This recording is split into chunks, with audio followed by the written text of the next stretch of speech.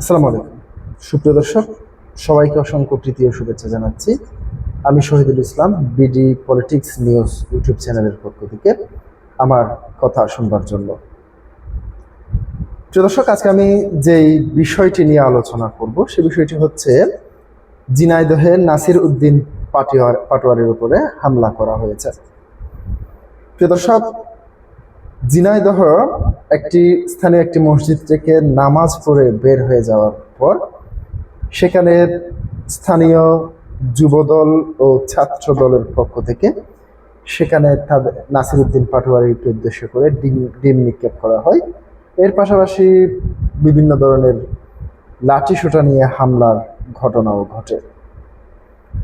প্রিয় দর্শক, নাসির উদ্দিন পাটোয়ারি কিংবা জুলাই যোদ্ধাদের মধ্যে অনেকে, যেমন ওসমান হাদি থেকে শুরু করে অনেকের এই ধরনের হামলার বিষয় নতুন নয়। আমরা দেখতে পেয়েছি ওসমান হাদিকে হত্যা করার আগে বেশ কয়েকবার উপরের ছাদ থেকে গরম পানি নিক্ষেপ কিংবা ডিম নিক্ষেপ এই ধরনের ঘটনা অনেকবার ঘটেছে।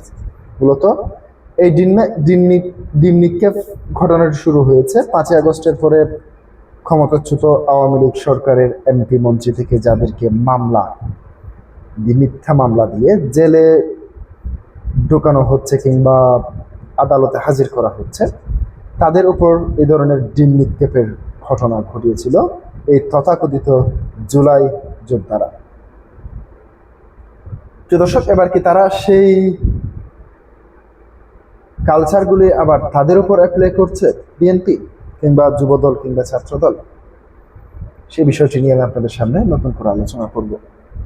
প্রিয় দর্শক, গতকাল শুক্রবার জুমার নামাজ আদায়ের পরে মসজিদ থেকে বের হওয়ার সময় ছাত্রদল ও যুবদলের পক্ষ থেকে তাদের উপর হামলা করা হয়েছে, এ ধরনের অভিযোগ করেছে নাসির উদ্দিন পাটোয়ারি। শেষ পর্যন্ত তিনি ঝিনাইদহের একটি থানায় মামলা দায়ের করার জন্য যান। শেষ পর্যন্ত সেখানে মামলা না নেওয়ার অভিযোগ করেন তিনি, এবং শেষ পর্যন্ত তিনি থানার সামনেই তার যে এনসিপির নেতাকর্মীদেরকে নিয়ে থানা অবরুদ্ধ করে রাখেন। যতক্ষণ পর্যন্ত মামলা গ্রহণ করা হবে না ততক্ষণ পর্যন্ত তারা থানা থেকে সরবেন না, এই ধরনের অভিযোগ ওঠে। দৈনিক ইত্তেফাক কি বলছে, আমি দৈনিক ইত্তেফাক থেকে আপনাদের সামনে একটু বিস্তারিত ঘটনা তুলে ধরছি।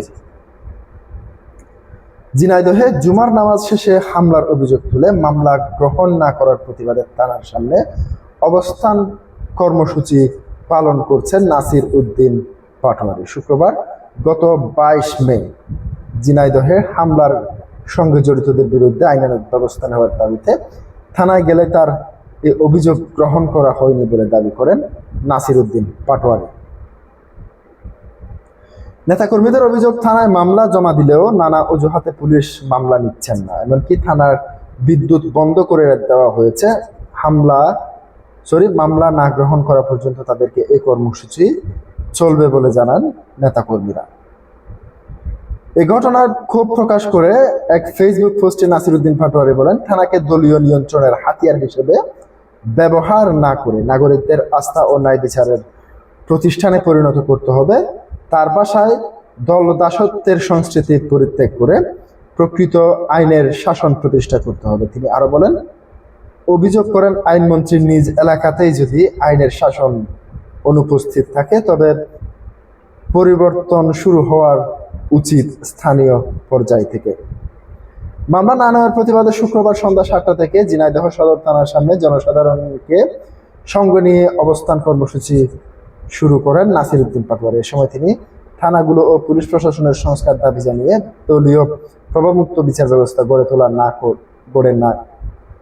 তুলতে না পারলে প্রকৃত ন্যায় বিচার থেকে বঞ্চিত হবে, এই ধরনের বক্তব্য দিয়েছিলেন তিনি। প্রিয় দর্শক, থানা কিংবা আদালতে যে মব কালচারগুলি তারা জনগণকে শিখিয়েছে সেগুলি কি এবার তাদের উপর বাড়ি হতে শুরু করেছে? সেই প্রশ্নটি রাখলাম। প্রিয় দর্শক, আজকে পর্যন্তই। পরবর্তী ভিডিও দেখার আমন্ত্রণ জানিয়ে এখানে শেষ করছি। আল্লাহ হাফেজ।